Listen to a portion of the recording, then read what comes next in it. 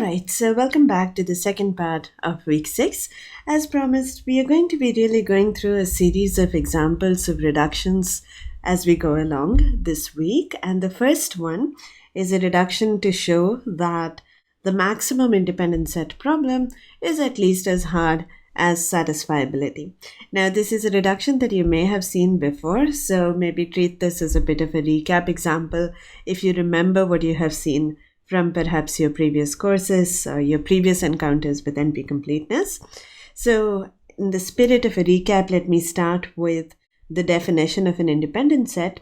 So an independent set is something that we associate with a graph typically, and it's a subset of vertices which is such that every pair of vertices is non-adjacent. So let me maybe draw a quick example here of a graph.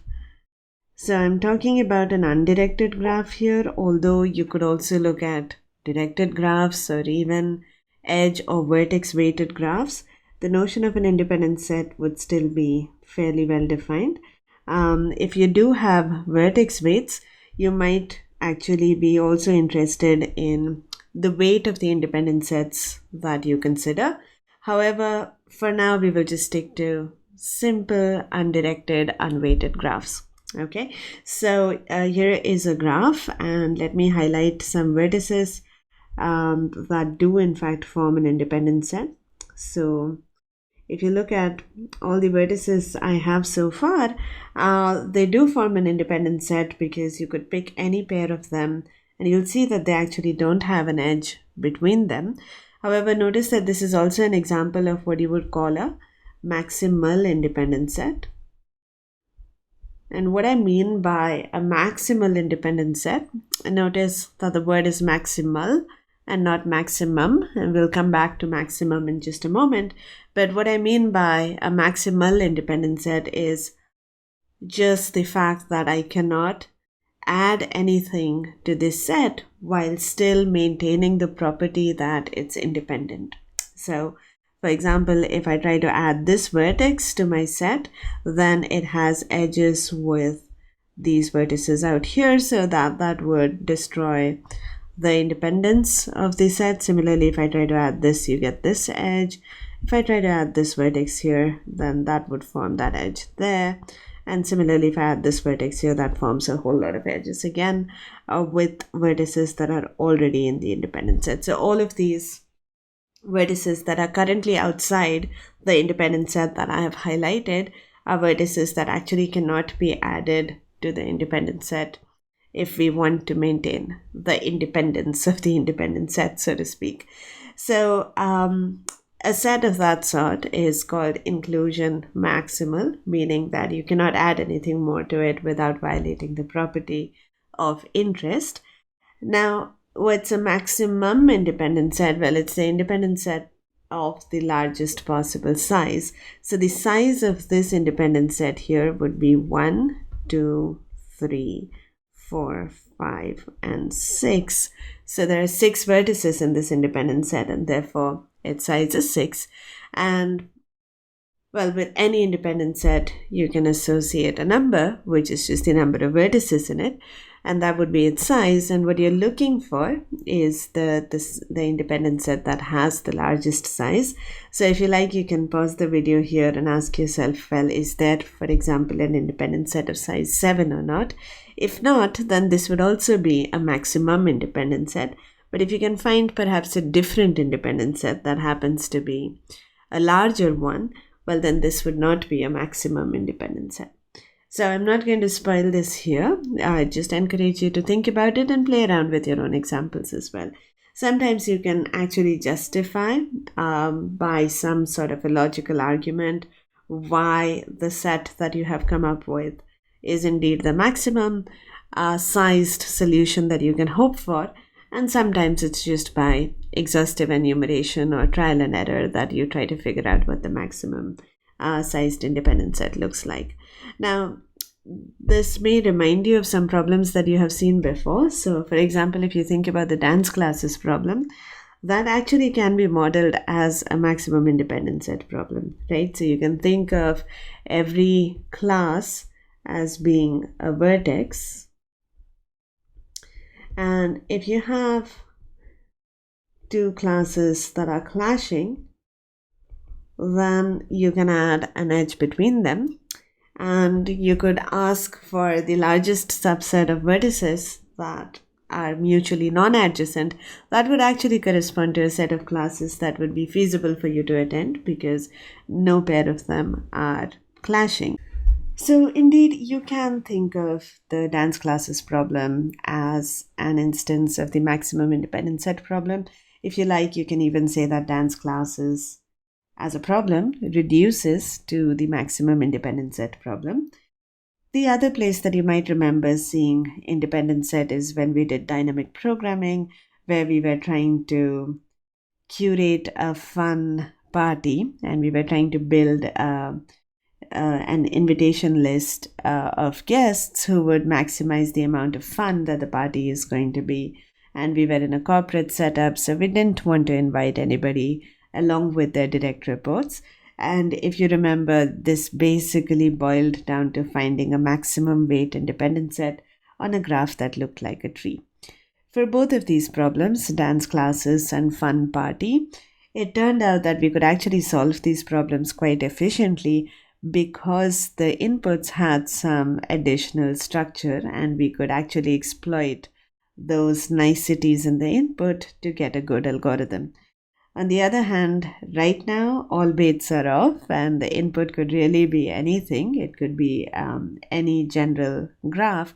And it turns out that when you move on to this broader setting, the independent set problem does turn out to be a much harder one to solve.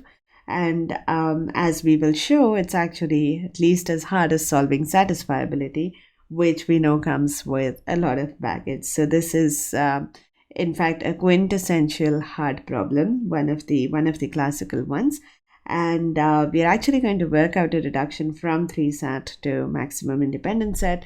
And to that end, let me just put down the decision version of the question.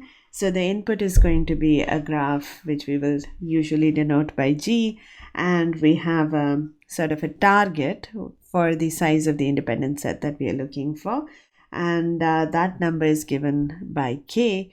And the question is, does G have an independent set of size at least K? You could also look at the weighted version where you also have a weight function from the vertices to say the reals as also a part of the input, and the weight of an independent set is simply the sum of the weights of the vertices that belong to it, and you're looking for a max weight independent set.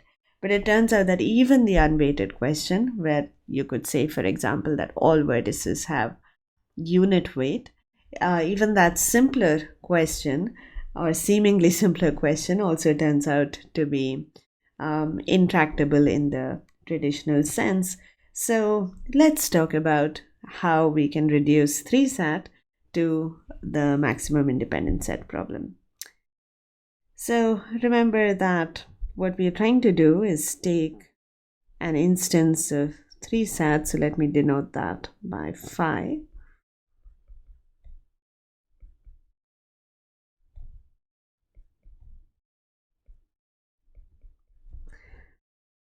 So what we want to do is we want to take phi, and our goal is to transform it into some sort of a graph G. And perhaps we also want to come up with a target K. So this is going to be an instance of the independent set problem. I'm going to use MIS to denote maximum independent set. And we want to, of course, do this in such a way that we preserve equivalence and the transformation is efficient, as we have discussed before. So we want all yes instances of 3-SAT to morph into yes instances of MIS, and all the no instances of 3-SAT to morph into no instances of MIS. And one way to think about this intuitively is that we want to construct a graph based on the formula phi, which is such that if you did have an independent set of size k in this graph, then that independent set actually communicates through some signal satisfying assignment for the formula phi. Okay, so just to sort of make that thought a little bit concrete, let's say that the instance phi of 3 sat is over the variables x1, x2, and so on up to xn. So how about we introduce two vertices to represent each of these variables, right? So for x1, for instance, I'm going to introduce the vertices v1 and u1. For x2, I'm going to introduce the vertices v2 and u2. And we keep doing this all the way up to xn, where we introduce the vertices vn and un, right? And why am I introducing two vertices per variable? Well, my hope is that we can actually force the independent set to pick exactly one of these two vertices, and that's easy to do by simply introducing an edge between each pair. These edges will force any independent set to actually choose one of these vertices. Of course, I mean, this is a little bit premature. It depends on how the rest of our graph evolves. But bear with me for now. If, this was just the entire graph, then notice that any independent set is basically picking one of the endpoints of these edges. Any independent set looks like that. In particular, let's say we are looking for an independent set of size n, then any independent set gives you, for each I, it gives you either vi or ui. And that's, come to think of it, it's a convenient template for reading off an assignment, right? So I could say, for example, if the independent set picks vi, then set the variable xi to true. I'm going to read that. I'm going to associate sort of that semantics. I'm going to follow that convention. On the other hand, if for some I, the independent set happens to pick ui, then my interpretation of that will be that I want to set the variable xi to false. Now, if this doesn't make a whole lot of sense yet, that's all right. Just hang in there, I guess. What we are hoping to do is take these semantics and actually make them meaningful by expanding further on this graph and actually incorporating information about the clauses, because right now the graph really doesn't carry any information about the formula phi. No matter what formula we start with, right now the graph is just going to look like a matching on two n vertices.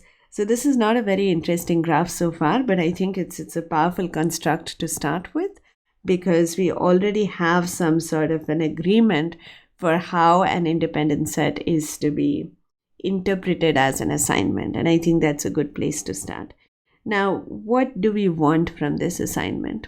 We want this assignment to be one that's satisfying for the formula phi.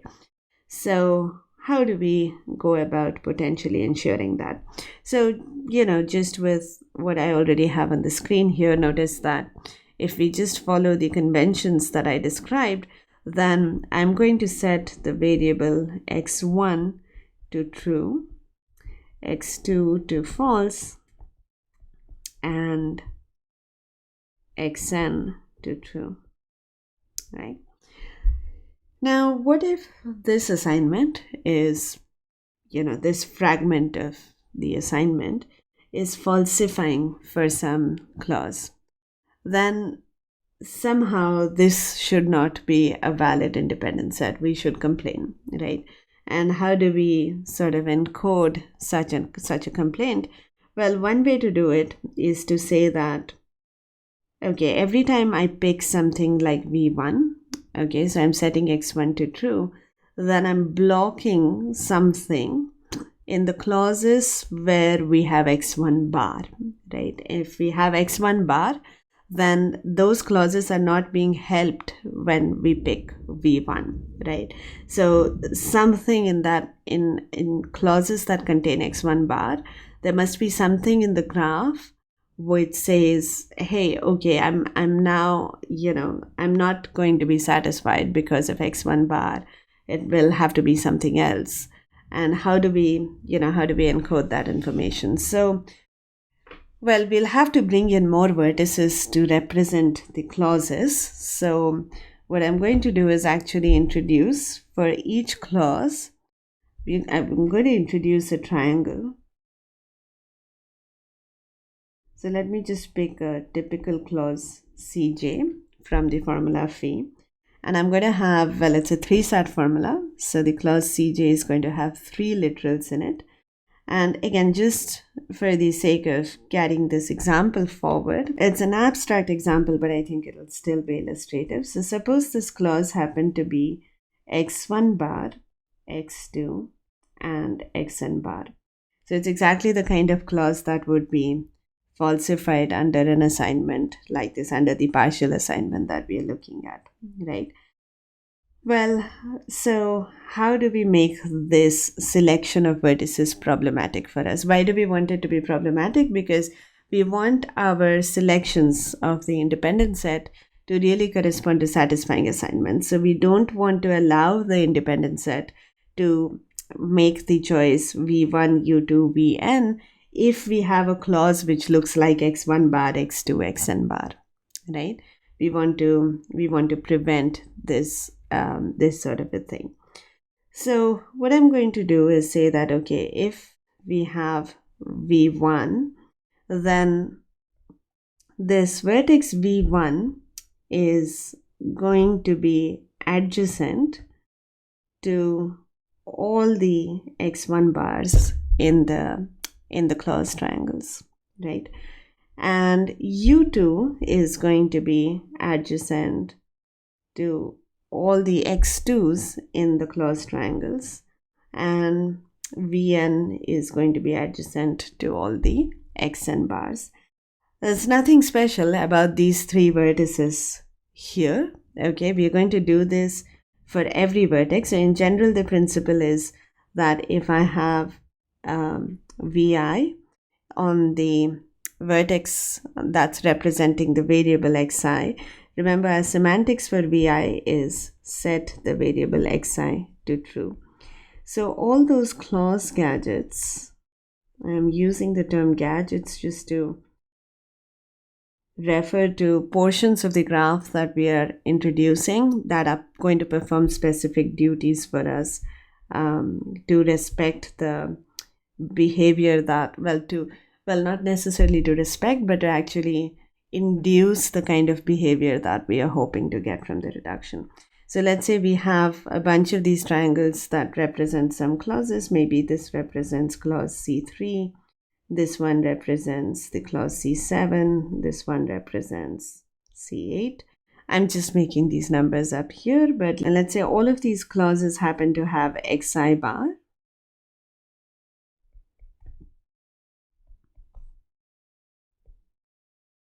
Then what we are going to do is have the vertex vi be adjacent to xi bar, which means that if your independent set picks vi, then it really cannot pick any of the xi bars. Okay, and why is that going to be a problem? Well, that's going to be a problem because we are going to ramp up our expectation from the size of the independent set from n to n plus m. Okay, so m is the number of clauses in phi. So we are going to say that phi is over the variables x1 through xn, and it has clauses c1 through cm. So we are going to have a triangle for every clause, and our goal is going to be to pick one vertex per clause along with one vertex per variable. So now hopefully you can at least intuitively see some of these pieces sort of coming together. What we have done here is that by choosing vertices in such a way that we falsify a clause, we have locked ourselves out of this triangle here. Notice that we're not able to pick anything here because each of these vertices is blocked out by choices that we made here. So these are clearly bad choices.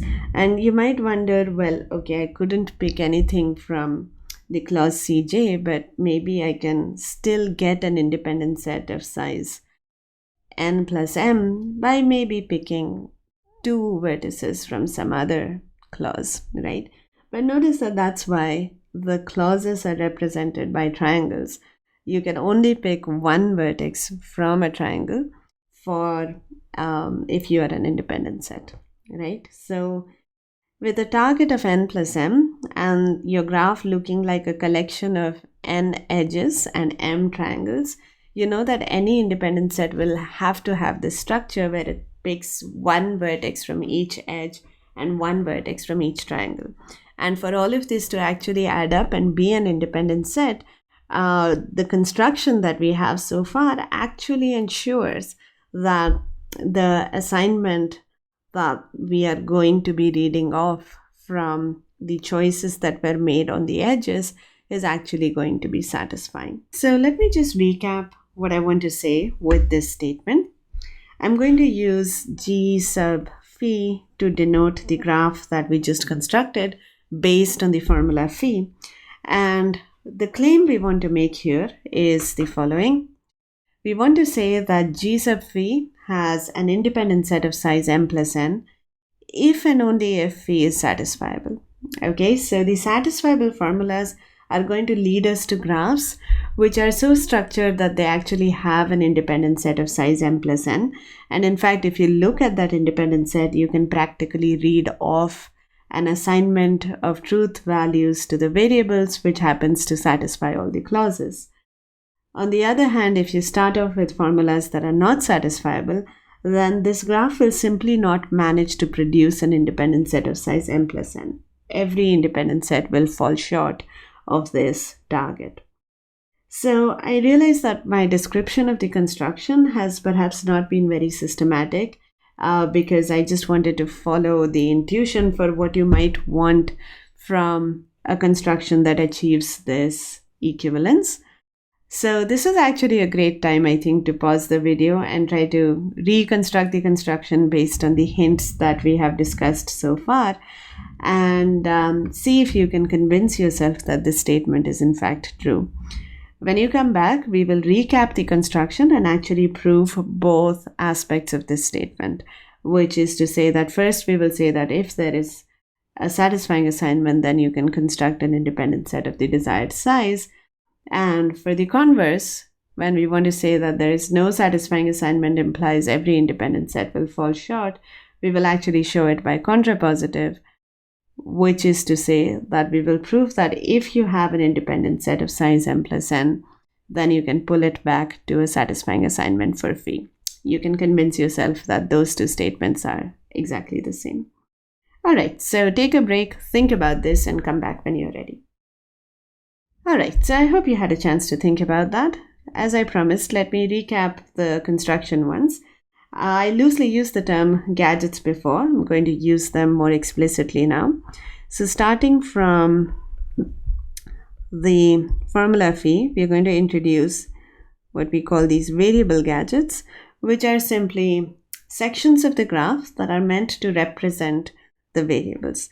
So as you already know, the variable gadgets is simply a collection of edges, one for each vertex. So we have v1, u1, v2, u2, and so on to vn, un. And so there were n variables, so we're going to introduce one edge for each variable. And then we have the so-called clause gadgets.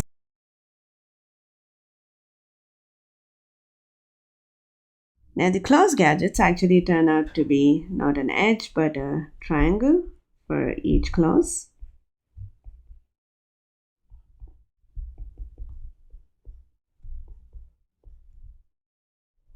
So there are m of these triangles, and you can see already that any independent set of size m plus n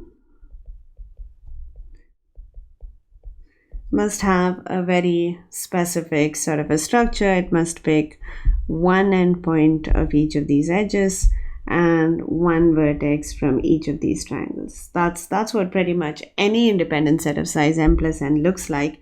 And what we want to do is add some more edges connecting the variable gadgets with the clause gadgets in such a way that we ensure that, well, this selection actually meaningfully corresponds to satisfying assignments.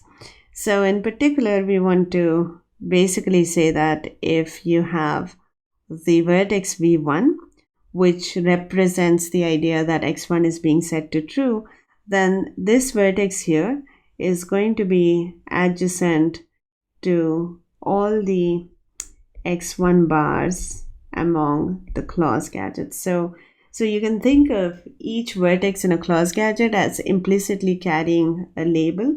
So for instance, if your clause C1 is x1, x2 bar, x3, then, well, we are going to say that the clause gadget has one vertex for each of these literals.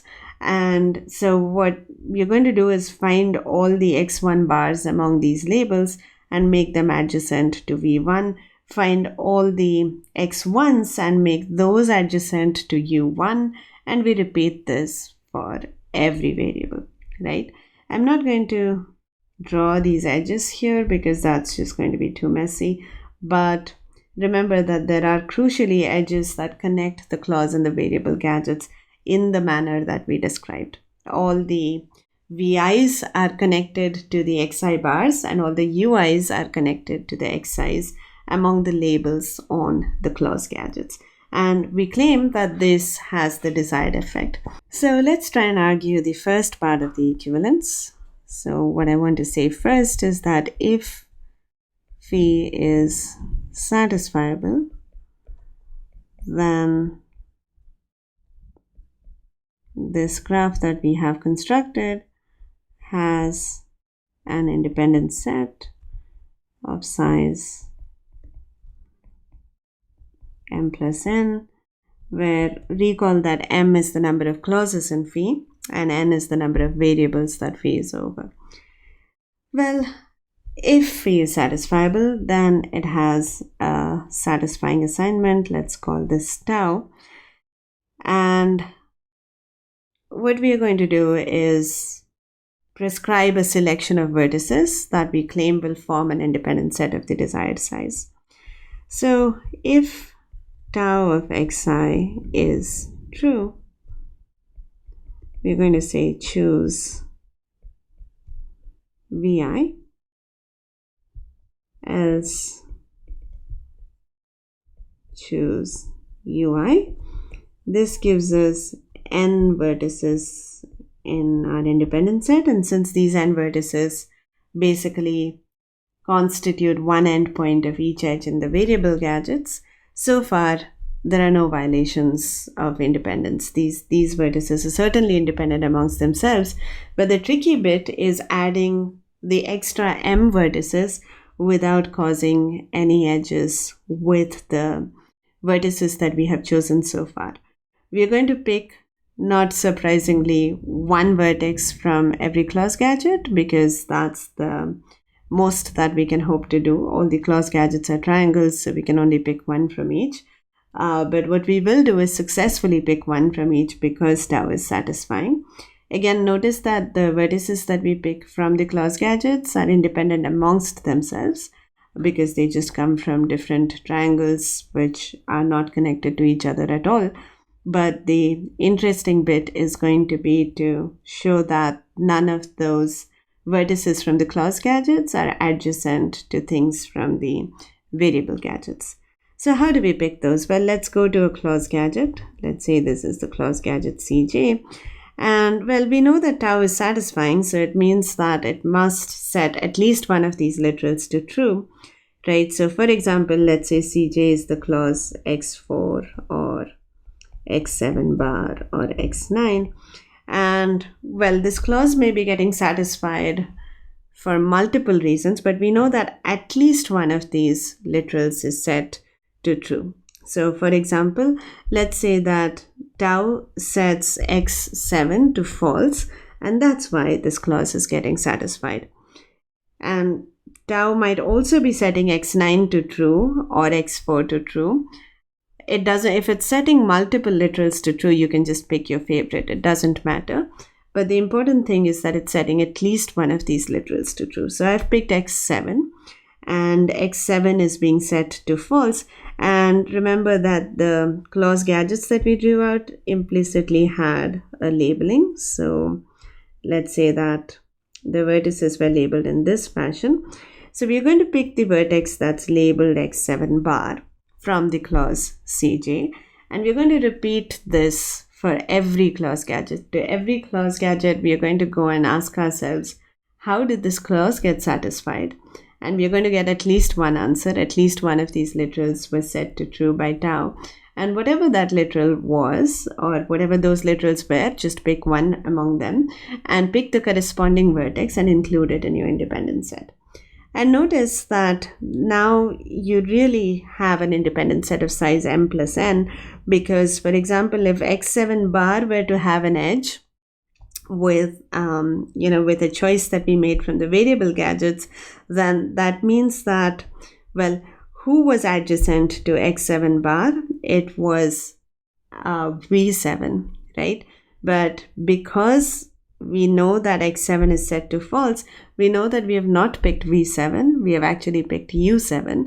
So u7 will not clash with the variable that's representing the vertex that's representing x7 bar in the clause gadget. So just think about that for some time. I think the connections have been set up exactly in such a way that this idea basically works. So hopefully you can see that this is indeed a legitimate independent set of size m plus n. Now let's come to the second part, where we want to say that if G phi has an independent set of size m plus n, then phi is satisfiable. Well, by now you can probably just predict what's going to happen here. We are going to look at the variable gadgets, and we're going to read off an assignment based on which side was picked. So, for instance,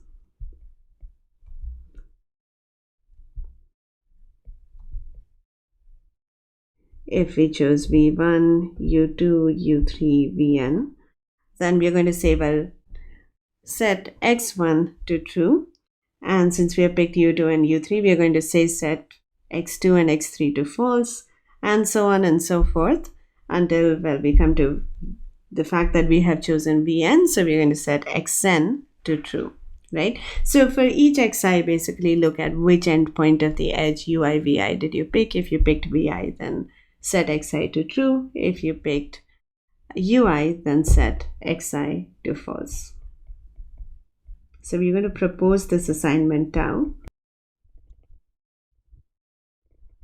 And notice that this is a well-defined assignment. In fact, because the independent set has size m plus n, it's really obliged to pick one of the endpoints from each of these edges. So I could have also said if S intersection ui vi is ui instead of otherwise, and it would be a perfectly well-defined assignment. And not only is this assignment well-defined, there's going to be no ambiguity because, the independent set cannot pick both endpoints of any edge because it's an independent set, and it cannot leave out any of the endpoints from any edge, because if it does, then it's not going to achieve the target of m plus n as is required of it. So that's just to say that this assignment is well-defined. But not only is it a well-defined assignment, it's also a satisfying assignment, because suppose not, and suppose you do have a clause that's falsified by this assignment, then what you can do is zoom in on that clause gadget, and you will see that in that clause gadget, you couldn't have possibly chosen any of the vertices from that gadget in your independent set if that clause is being falsified. So for example, let's say this clause gadget was x4, x5 bar, and x7. What does it mean that this clause gadget, what does it mean that this clause is falsified? It means that x4 was set to false, x5 was set to true, and x7 was set to false. But that would mean that you have actually chosen the vertices u4, v5, and u7, And all of those vertices are actually adjacent to all the three vertices here, which means that given those choices of those vertices from the variable gadgets, you are basically stuck with this clause gadget. You couldn't have possibly picked anything from here.